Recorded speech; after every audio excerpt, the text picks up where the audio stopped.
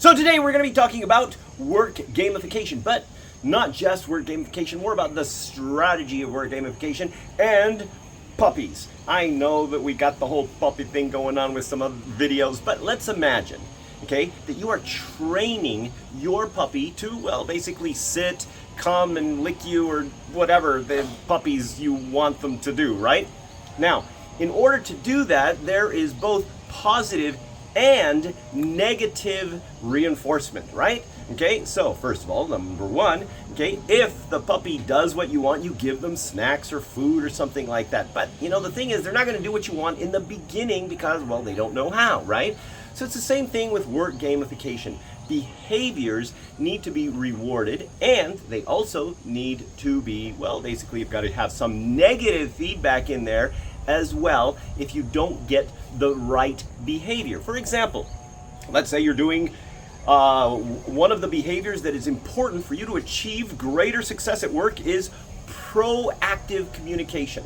Okay? And proactive communication means that you actually have to talk to people and communicate your ideas, your thoughts, even potentially your feelings, okay? And get a complete understanding and depth of what's going on in synergy within that. Now, if you do that, it's pretty obvious what that looks like. But if you don't, well, that means that you're quiet, maybe you don't say something, maybe later on you complain about something that you knew that somebody was doing wrong, but you didn't say anything. So those would be the negative behaviors. Now, how to do that? Well, basically, we have the Squadli app that we have specifically created in order to be able to give positive and negative feedback. But see, the thing is, when you're doing negative feedback, you don't want to make it negative, right? You have to make it fun. So this is where it's very, very important whenever you're doing any kind of work gamification where you do have negative feedback, you have to get everybody's permission to have a little bit of fun with negative feedback. Okay, so you're going to tell people in advance, hey, we're going to give you some negative feedback here and there, you know, for these specific reasons. And this negative feedback is ultimately designed for you to essentially get on the right track, right? Yes, that's what I thought. Okay, and so that means that people already in advance know what you're doing, okay, and it also gives you permission to have a little bit of fun with it. So you can make some jokes about the negative feedback, but here's the thing.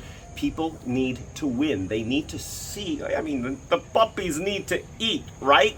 Okay, so you have to find ways to help them win.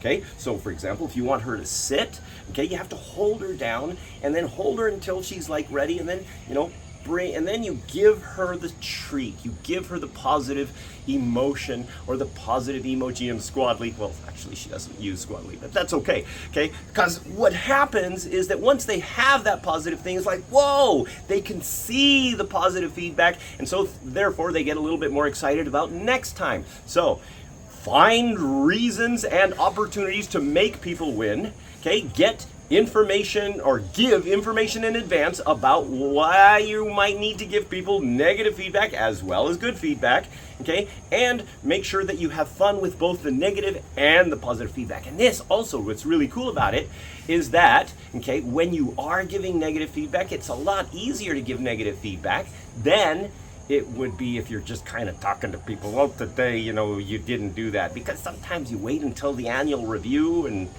well, then it's too late, right? So use Squadli for positive and negative feedback in a fun way, and communicate in advance, and of course find reasons for people to win. This is Arthur Carmazzi wishing you great success.